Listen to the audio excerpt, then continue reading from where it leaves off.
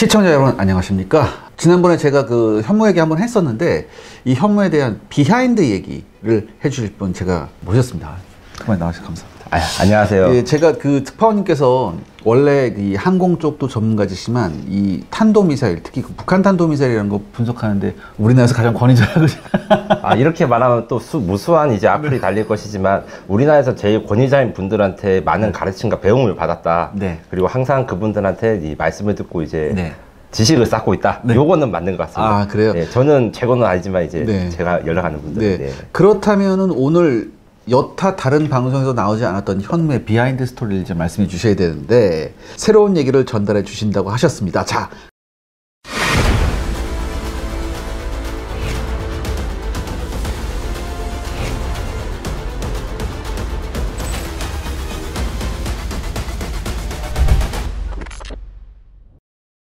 그렇다면 먼저 여쭤보겠습니다. 일단 이 현무 공개가 우리나라뿐만 아니라 해외까지 굉장한 관심을 모은 건 사실이거든요. 이 현무5에 대한 해외 반응 어떤가요? 가벼운 이야기부터 하면 이제 이스라엘의 전문 미사일 분석가인 탈 임바르 장군이 있어요. 네네. 그분이 이제 SNS에서 내가 맨날 북한 미사일만 이야기하다가 한국 미사일을 이야기하니까 너무 기분이 이상하다. 네. 이렇게 하면서 현무5 미사일을 딱 올리고 네. 어떻게 이런 미사일인지 다들 신기해하는 분위기인 와중에 조금 더 진지하게 분석한 게 제가 이제 예를 들 거는 미국과 그 다음에 중국의 반응. 네네. 요거를 일단 먼저 설명드릴까 합니다. 네네네. 중국에서는 인민망에서 군사 전문가들이 이제 중국의 DF-31과 네. 동급인 미사일이 남한에 들어왔다. 그렇다면 DF-31이라면은 그거 뭐예요? 그 중거리 넘어서는 거 아닌가요? 예, 거의 ICBM이라고 할 수 있는 중국의 이제 최신형 미사일이고 40이 나오긴 하지만 현재 최고 주력입니다. 네. 최신형이 DF-31AG라고 하는데 네. 요거를 실는 차량이 바퀴가 16개예요. 16개. 예. 그런데 이번에 공개된 우리 현무5의 네. 바퀴는 18개. 18개. 예. 어떻게 ICBM급 미사일보다 네. 더 큰 차량을 그렇죠. 가지는가. 네. 이렇게 놀란 반응이 하나 있었고. 네네. 하지만 이제 공개된 현무5의 사거리가 네. 의무신가 아니면 약간 기술이 부족하다. 이런 식의 부분도 있었어요. 무슨 아. 말이라고 하면 중국에서 보기에는 500에서 600km의 8톤 탄두라고 하는데 미사일의 무게나 크기에 비해서는 사거리가 짧은 게 아닌가. 이게 왜 그런가. 그 중국보다 미사일 기술력이 부족하다. 이렇게 좀 표현을 하게 있는데 요거는 명백한 착각이고요. 그렇죠, 그렇죠. 현무5 탄도미사일은 2단이 아니라 2단 로켓으로 추정이 되기 때문에 네네. 그렇다면 이제 현무6, 7 나오면 이제 2단, 3단이 2단, 3단 나게 되면 이게 예, 엄청난 그게 되는 그건 거죠. 명실상부한 ICBM이라고 볼 수 있죠. 예, 저도 그렇게 생각합니다. 네네. 심지어 지금 1단 상태에서도 워낙 1단 로켓이 크고 네. 추력이 강한 우주 발사용 추진체이기 때문에 네. 지금도 뭐 탄도만 줄여도 뭐 네. 중국 전 지역은 IRDM은 충분히 가능하지 않을까요? 저는 그렇게 생각합니다. 네. 뭐 그런 얘기도 좀 있더라고요. 네. 자, 그럼 이제 우리 특파원님께서 현장에서 보셨습니다. 현장에서 보셨을 때 느낌 어떠셨어요? 개인적으로 사실 저는 이제 그 공개 정보 분석하는 걸 취미로 생각하고 네. 공개된 정보만 잡으려고 하는데 네. 아무리 생각해도 네. 논문을 찾아도 안 나오고 네. 이게 어떻게 생겼는지 알 수도 없고 네. 그 우리 국방부가 공개를 해주시고 이런 네. 것들에서 막 3프레임, 2프레임 같은 거 살짝 지나간 거 있지 않습니까? 네. 그거 막 캡처해서 막 상상의 달에 펼치고 이랬다가 진짜 눈앞에 나오니까 전율을 할 수밖에 없었습니다. 진짜 제가 실제로 ICBM급 이런 TEL 그러니까 네. 미사일 발사 차량 요거를 제 눈으로 본 적은 없거든요. 네, 네. 뭐 미국은 일단 그런 게 없고 제가 러시아나 중국을 아직 못 가봐가지고 그렇죠. 예. 이 정도로 큰 탄도미사일 발사 그 차량이 있다는 거에서 경악을 했고 네. 뒤에 말했겠지만 이 기동성이 장난이 아닙니다. 예. 예. 그렇게 해서 약간 10년 동안의 그 소원이 풀어진 게 느낌이 하나 있고 네. 아니 5가 이렇게 크면 네. 6는 대체 얼마나 되는 거야? 와. 그러니까 사실 러시아나 중국도 이제 ICBM을 이런 차량에다 이제 옮겨서 이제 하잖아요. 그러면 우리가 방금 전에 얘기했듯이 이게 다단계 로켓을 만드는 건 이미 이걸 1단 로켓을 만들고 우리가 또 위성도 발사하고 그런 경험이 있기 때문에 다단계 로켓을 하는 것은 그렇게 우리가 기술적 진입 장벽은 높지 않다고 판단이 되어지거든요. 예, 그리고 제가 얼마 전에 이제 군시설 이런 거 말고 한국의 민간 우주 스타트업들을 또 취재하고 공공장도 방문했는데 충분히 만들 수 있다. 충분히 만들 수 있다. 재도립이 문제다. 재도립이 문제죠. 하지만 재도립 기술은 이제 언젠가 또 제가 영상 끝에다가 이야기를 한번 할 수 있겠습니다. 알겠습니다. 자, 그렇다면 우리 우방국인 미국은 어떻습니까? 미국은 생각보다 좀 뭐라 해야 되나, 중국보다 오히려 박한 느낌도 있어요. 시큰둥해요, 약간. 네, 중국은 이게 이렇게 어떻게 우리 주변 나라가 한국이 뭐 핵무기도 없다는데 네. 이런 큰 미사일을 만드냐. 하지만 우리보다는 낮을 것이다. 뭐 이런 식으로 한 반면에 미국은 주로 이야기하는 게 8톤 탄도의 위력이 너무 낮다, 핵무기에 비해서는. 그리고 낮은 위력을 가지는 미사일을 장착하기에는 너무 크고 비싼 발사대야 미사일이다. 이런 것들이 있었어요. 그 미국의 소리에서 이제 로버트 피터스 헤리티지 재단 연구원분이 이야기를 하시는 게 이런 건데, 핵무기를 쓰지 않은 상태에서 지하 관통, 그러니까 북한 김정은의 최고 지휘부나 이런 것들을 파괴하기 위해서는 이런 걸 만들 수 있다는 걸 이해는 한다. 하지만 일반적인 상식으로는 이런 걸 만들어지는 건 좀 이상하다. 이거는 왜냐면 아무리 그 일반 재래식 탄두를 위력을 높여도 핵탄두에 비교할 수 없기 때문에 이거는 한국 정부가 약간 무리한 생각을 가진 거 아니고 오버한 거다. 그리고 요 기저에는 이제 한국과 미국의 그 동맹 관계, 그 다음에 미국의 확장 억제, 요런 거에 대해서 좀 더 믿음을 가져라는 의도가 있는 것 같습니다. 그러니까 굳이 그럴 것까지 없어. 우리의 워싱턴 선언을 믿어줘, 뭐 이런 건가요? 예, 그쵸. 심지어 이제 브루스 베넷이라고 한국 전문하시는 군사 연구가가 있는데, 전술핵 폭발력을 1000분의 1 수준인데, 그렇죠. 왜 이렇게 만드는지에 대해서 의문을 하고, 한마디로 그거네요. 야, 오버스펙이고 돈지랄이야, 뭐 이런 얘기. 그쵸. 이게 굉장히 비싼 미사일이기 때문에.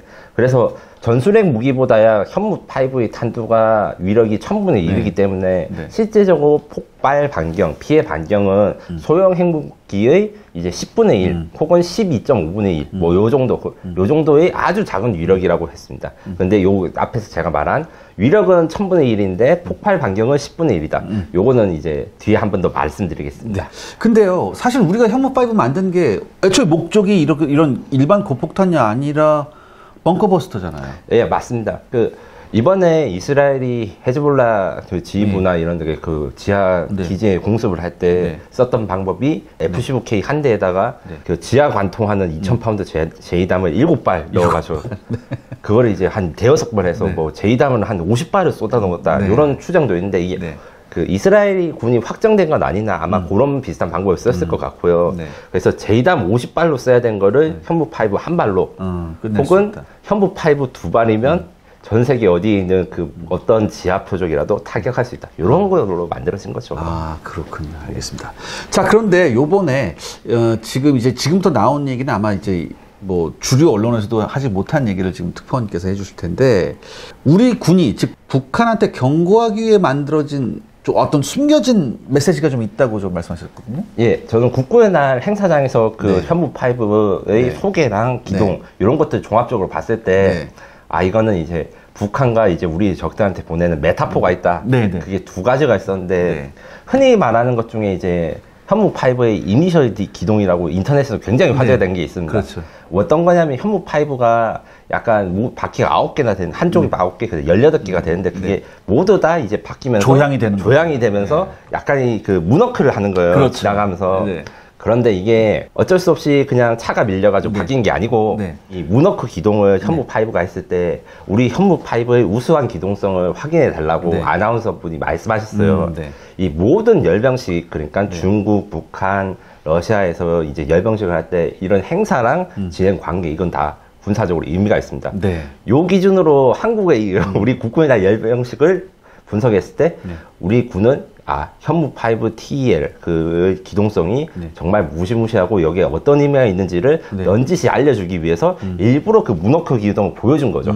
그 어떤 의미가 있습니까? 흔히들 말하는 게 이게 문워크 기동을 하기 때문에 회전 반경이 좁고 아무 곳이나 갈 수 있다, 이렇게 이야기를 하는데 단순히 그런 의미가 아니고요. 현무5의 운용 방식을 생각해야 됩니다. 현무5 같은 경우에는 이제 미사일 발사 장전 장소가 있고 기지가 있고 그 다음에 기지에서 아마도 이제 이거는 팩트는 아닐 수 있습니다. 아마도 이제 발사 장소가 정해진 곳이 있겠죠. 거기에 이동을 하는데 그 차선이 좁다. 차선이 좁다. 무슨 말이냐고 하면 TEL, 그러니까 이동식 미사일 발사대를 우리 군이 북한을 상대로 했을 때 분석하거나 공격한 방법이 있습니다. 지도의 빅데이터를 이용해요. 지도의 빅데이터? 미사일 차량이 굉장히 크고 길지 않습니까? 그러면 이제 계산을 해서 북한 도로 중에서 요 미사일이 어디까지 얼마나 갈 수 있는지 범위를 자동적으로 계산합니다. 그런 점에서 볼 때 북한은 도로 사정도 좋지 않고 네. TEL 성능, 그러니까 단순히 이동한 성능뿐만 아니라 조향이라든가 뭐 운전 승차감은 좀 아니겠지만 그래도 이 각도 이런 것들이 문제가 되기 때문에 굉장히 그 범위가 좁아요. 그렇죠. 우리 한미 연합사가 북한의 미사일 그 TEL 발사 차량은 여기서부터 여기까지 움직일 수 있겠구나. 뭐 1시간에 얼마씩 네. 이런데 현무5는 엄청난 크기에도 불구하고 그 기민한 기동성으로 인해서 네. 제가 현장에서 봤을 때는 4차선 도로에서도 이동이 가능할 것 같아요. 4차선 도로에서도. 그 정도면 대한민국에 4차선 도로가 없는 데가 없잖아요. 그렇죠, 그렇죠. 그래서 이 적의 입장에서 우리 현무5가 어디로 갈지 예상하고 기동로를 잡는데 굉장히 어려움이 있다. 그렇군요. 예. 그리고 혹자는 요것이 이제 이 현무5가 너무 크기 때문에 고속도로를 탈 수 있냐 없냐 이런 말씀도 하시는데 그건 약간 제가 보기엔 잘못된 것 같고요. 제가 상상하는 현무나 이런 미사일의 이제 작전 방식은 필수적인 조건이 필요합니다. 이 미국과 러시아, 중국이 다 똑같은 건데 방공망이 있는 데서만 움직입니다. 그렇죠. 방공망이 있는데요. 비호 자주 대공포라든가 이런 자주 대공포 미사일 이런 것들이 있는 곳에서 이제 작전을 해야 되기 때문에 좁은 길이 여러 개 있고 거기 어디든지 갈 수 있다. 그리고 차선 변경도 이렇게 쉽게 된다. 막 차를 완전 꺾을 필요 없이. 요것 때문에 저기 현무5가 어디로 이동할지 예측하기 어렵게 만드는 위해서 제작됐고 그것을 자랑하고 싶은 겁니다. 그렇군요. 네. 자, 그 다음에 또 있습니다. 거기 이제 바닥에 하얀 선이 있었거든요. 예. 이 바닥에 하얀 선도 의미가 있다고 말씀하셨죠. 요것은 제가 굉장히 이제 약간 축복같이 느껴지는 분석가로서 있는데 보통 이제 북한군의 미사일을 분석할 때 굉장히 고생을 해요. 네. 왜냐하면 길이나 크기를 알아야 되는데 그렇죠. 그 정보를 알려주지 않잖아요. 네네네. 그래서 북한 미사일을 분석할 때는 이제 행진을 할 때 뭐 김정은의 키나 아니면 일반적인 사람의 키를 그렇죠. 역산해가지고 얼굴 크기도 뭐 이렇게 같이 계산해가지고 하더라고요. 그래서 복잡한 계산으로 포토샵이랑 이제 프로그램을 사용해가지고 이 타이어는 몇 대 몇이니까 이 전체 길이 얼마다 이렇게 복잡하게 계산을 해야 되는데 제가 정말 깜짝 놀랐던 게 물어보니까 그 행진 연습을 하기 위해서라고는 하셨는데 바닥에 선을 그어주셨어요. 선을 그었어요. 일정 거리로. 거리가 그리고 일정이야 제가 말은 못하는데 그걸로 정말 쉽게 현무5의 그 공개 정보 분석이 가능하다. 그런데 잘 생각해 보시면 공개 정보 분석이 굳이 우리가 우리 적이라든가 분석하는 사람들 좋게 알려줄 필요 없잖아요. 왜냐하면 이것도 다 노력이고 그렇죠. 비용인데 저는 이렇게 생각합니다. 자신감이 있다고 보죠. 자신감이다. 이 사이즈랑 크기를 제대로 파악해라. 그래야지 너희들이 북한이 오판을 하지 않는다. 그렇죠. 그리고 이게 얼마나 크고 위력적인 것인지 정확하게 실수를 하지 말고 계산해라. 이런 배려가 좀 느껴졌습니다. 그러니까 이런 건가요? 야, 이렇게 큰 거 너네들 대가리 위로 떨어지면 어떻게 될지 알겠니? 뭐 이런 거잖아요. 그럼요. 모든 것이 현무5는 기밀 사항이기 때문에 제가 말하는 것이 틀릴 수 있겠지만 이런 것들을 오픈했다는 사실 자체는 우리가 이제 가진 자신감을 그 다음에 그 현무5의 억제가 주는 의미를 좀 이야기를 할 수 있는 것 같습니다. 그렇군요. 시청자 여러분들의 구독과 좋아요는 영상 제작에 정말 큰 도움이 됩니다. 여러분들 부탁드리겠습니다. 구독과 좋아요. 지난번에 샤르의 군사연구소 채널과 160년 산삼 진액 산보아가 함께 하늘사랑 장학재단 기부 캠페인을 진행하게 되었던 소식 전해드렸습니다. 많은 분들이 그 뜻에 동참해 주셨고 삼삼 진액 제품에 대한 관심도 정말 뜨거웠습니다. 캠페인에 함께 해주신 모든 분들께 진심으로 감사드립니다. 그리고 많은 분들이 산보아의 맛이 궁금하다고 문의를 주셨는데요. 여러분 홍삼 많이 섭취하셨잖아요.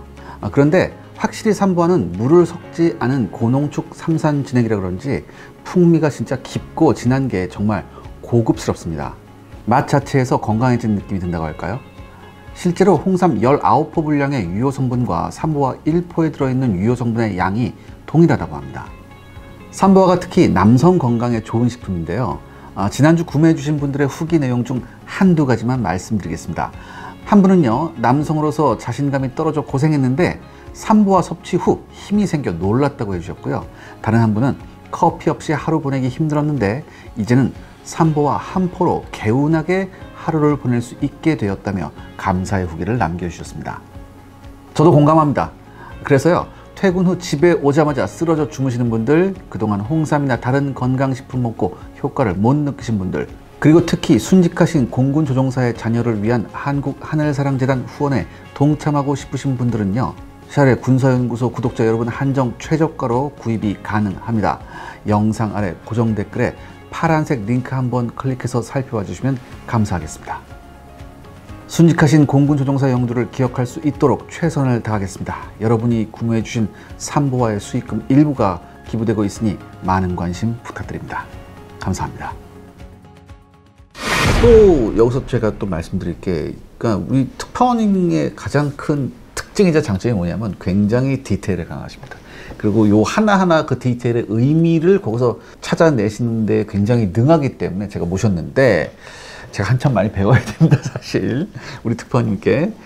이거 외에도 좀 알려지지 않은 중요한 내용이 좀 있다고 제가 들었습니다. 네. 요것은 이제 유튜브 물론 언론에서도 네. 잘 알려지지 않은 건데 제가 굉장히 깜짝 놀랐던 부분이 있습니다. 네. 현무5랑 가장 비슷한 북한의 미사일로는 이제 화성 18형이 있는데 네. 북한이 주장하는 그 고체연료 네. ICBM이죠. 네.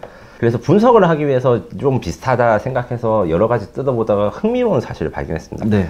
화성 18형과 현무5의 차이는 재장전의 차이입니다. 재장전의 차이, 그러니까 TL에 올릴 수 있는 그런 거 말씀이시죠? 예. 예. 화성 18형 같은 경우에는 그냥 그 발사관이 민자로 돼 있고 네. 장전을 어떻게 했는지 네. 뭐 쏘고 다시 재장전을 어떻게 하는지 알 수가 없어요. 아마 아주 복잡하고 정밀한 크레인으로 조심조심히 네. 핵미사일이니까 옮겨가지고 네. 싣거나 네. 혹은 차량 한 대에 미사일 한 발 이렇게 생각해서 한 번 쓰고 버리고 이런 것을 생각했을 것 같아요. 워낙 이제 북한의 뭐 ICBM 기술 자랑해도 양산 능력은 좀 부족하지 않겠습니까? 그런데 비해서 현무5는 견인고리 혹은 크레인을 걸 수 있는 고리가 4군데 존재하는데 그게 미사일 발사관 위에 있습니다. 이걸로 유추해 볼 수 있는 현무5의 운영 방식은 제가 보기엔 이렇습니다. 우리가 이란이라든가 북한처럼 우리도 미사일 사령부가 지하에 기지가 있을 거고 그 기지에는 아마도 잘 만들어진 크레인이 있을 것이다. 그 크레인의 용도는 우리 미사일 사령부의 현무 미사일의 화력을 최대한으로 증가시키기 위해서 빠르게 재장전하고 다시 발사하고 그러니까 한 번 발사하고 일회용으로 하는 게 아니라 최대의 화력을 쏟아부을 수 있는 그런 것들의 장비나 설비가 있을 것 같다. 현무5조차도 지금 이제 언론 보도에 따르면 연간 70발 그 다음에 총 200발 정도를 양산할 거라고 생각하는데 그거를 200발이 미사일이 아무리 많아도 이 장전하는데 하루에 뭐 몇 시간 5시간씩 걸릴 수도 있는 거 알겠습니까? 워낙 큰 거를 다시 넣고 하는 거니까. 근데 그거 시간을 단축해서 김정은이 예상하지 못한 화력과 밀도로 공격할 수 있다. 요 부분이 정말로 중요했는데 다만